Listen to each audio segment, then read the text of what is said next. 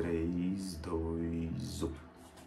Bom, pessoal, vamos falar agora sobre o segundo episódio de Andor. E olha, ele pra mim continua na toada do primeiro. Eu gostei bastante do primeiro. Acho que o primeiro posiciona os personagens e esse segundo, ele vai mostrando além. A gente consegue evoluir na história, a gente vai indo com um pouco mais de calma do que a gente estava acostumado a ver nessas séries do Disney Plus, mas a gente consegue entender mais esse universo. E acho que a gente vai pegando mais sobre esse passado do Cassian Andor e vai aprendendo muito mais sobre ele. E é sobre isso que eu quero discutir com vocês aqui nesse vídeo. Então, por favor, deixa seu like, se inscreve no canal, ativa o sininho e responde pra mim o que você tá achando de Andor, série disponível no Disney Plus. Eu acho que nesse segundo episódio a gente tem um contato maior com Kenari, né? Pelo menos é assim que eles falam na série, Kenari. Que é essa região, né, esse planeta, da onde o Andor veio, né? E a gente entende um pouco mais dele, vendo como ele vivia ali. É interessante aqui, porque a gente vive num voo cego, quando se mostra nesse cenário de Kenari, né? E mostra como eles viviam lá. Porque não tem legenda, eles falam uma outra língua, não é inglês. Então a gente, de fato, não sabe o que eles estão interagindo, como era a convivência deles, o que eles estavam buscando. A gente tem que tentar decifrar isso com um olhar como se um estrangeiro chegasse lá. Sem dominar aquela língua, a gente tem que entender por meio dos ritos, né, dos gestos e dos movimentos que eles fazem, mesmo porque a gente não entende a língua, tentar compreender o que eles estão conversando ali. E eu acho que isso é interessante para mostrar um pouco o Andor, como eu coloquei, né, o Cassian Andor, como eu coloquei no primeiro vídeo. Isso funciona ainda mais para colocar ele como um outsider, né? Alguém que não veio daquela formação tradicional da galáxia, né? Que forma esses habitantes que são subjugados pelo Império. Ele veio de outro lugar, ele veio de outro ponto, e é isso que a gente começa a ter cada vez mais. Me lembra um pouco, me parece, eu devo dizer, um pouco como se fosse uma metáfora do próprio Diego Luna, né? O Diego Luna, que é um ator mexicano, que agora faz carreira nos Estados Unidos, ou seja, a vida do imigrante, né? Que é sempre você coloca um olhar diferente sobre a cultura de origem dele, porque ele precisou se adaptar à cultura do país que ele está atualmente, no caso dele, os Estados Unidos. Lembrando que ele é mexicano. E bom, gente, eu não avisei aqui antes, mas tá evidente, eu vou comentar esse episódio, então essa crítica é com spoilers, então, por favor, se você não viu ainda, dá tempo de vazar daqui, mas por favor, não vaze, fica aqui, nós chamamos. Bom, eu acho que, então, tem essa questão aí, pra mim fica muito evidente. Também a gente começa a ver um pouco a mãe, né, que é a mãe adotiva do Cassian Andor, que é a Marva Andor, e ela aparece ali e mostra que a relação dos dois, ela é um pouco conflituosa, ela não tá uma relação muito amena. Por quê? Como ele assassinou esses seguranças lá de Prior Morlax, né, lá no primeiro episódio, agora o Cassian Andor, ele tá tentando fugir, ele tá tentando se organizar para sair dali, porque ele já viu que deu ruim para ele, e a gente vai acompanhando um pouco desse movimento dele para tentar fugir. E para conseguir levantar esse dinheiro, ele conversa com a Bix, né, que é essa amiga dele, sobre um pouco que ele tem um artefato do Império que ele quer vender. E ela conhece aí um contrabandista que pode ajudá-lo nessa missão, o cara que quer comprar esse artefato, e com esse dinheiro ele vai conseguir se pirulitar de Morlana.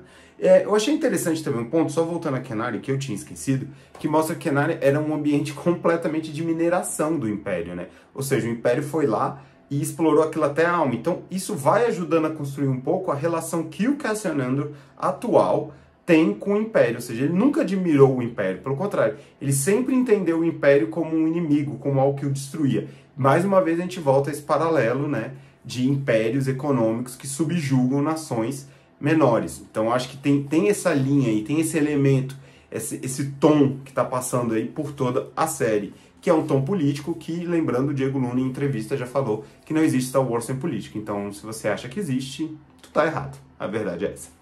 Outro ponto que eu acho legal, além da gente conhecer a Marva Andor, né, que é a mãe dele, é que a gente vai ver dois elementos que se juntam aqui, né, que é, primeiro, sexo. Então, mostrando mais uma vez, mesmo que ele não seja explícito, mas essa menção é completamente forte, então a gente está vendo uma série muito mais adulta que me reforça aquela pergunta, sabe-se lá como o Disney Plus aprovou isso, porque isso poderia estar, por causa disso, dessa cena de sexo, poderia estar no Star Plus ou nos conteúdos adultos da Disney.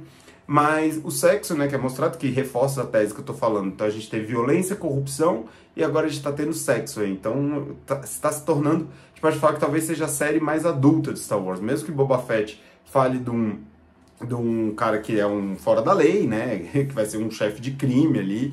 Mesmo que Mandalorian fale do Mandaloriano, que é um caçador de recompensa, a gente tá vendo um elemento muito mais adulto aí. Obi-Wan não vou falar nada, porque, enfim, ficou pra trás. Não vou revisitar essa ferida.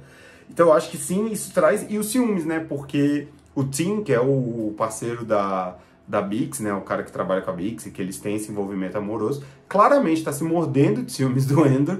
E por causa desses ciúmes toma atitudes bizarras, tipo delatar ele, né? X9 bacana, então Tim, pelo amor de Deus. O que é isso, né, meu querido? E aí eu acho que isso deixa claro também o quanto que o Endor, ele tá confuso. Quando ele tá fugindo, ele tá muito assustado, ele tá metendo o pé pelas pernas várias vezes, tentando fazer questões para ele que estão cada vez mais complicadas.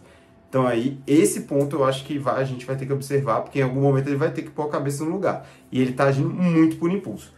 Outros pontos que eu acho muito interessantes nessa parte, a gente vê de novo como a corrupção está presente, né, no Império, assim, ou mesmo nessas guardas privadas que trabalham para o Império, e também mostra um pouco do passado do Andor, né? Esse passado marcado por essa raiva do Império, porque tem uma cena, por exemplo, aquela cena que ele para e vê aquele campo de mineração, e também como ele é um cara que desde pequeno se acostumou a roubar, a se apropriar daquilo. Então, esse treinamento que o torna hoje um cara que consegue roubar peças para vender como contrabando, começou lá quando ele ainda estava em Kenari, quando ele ainda era uma criança. Então, ali ele começou a ter isso. Então, essa relação dele com o Império, assim, o Império toma de mim, mas eu vou lá tomar do Império, quase construindo uma espécie de Robin Hood. Ele rouba o que o Império tomou dele, segundo a avaliação dele.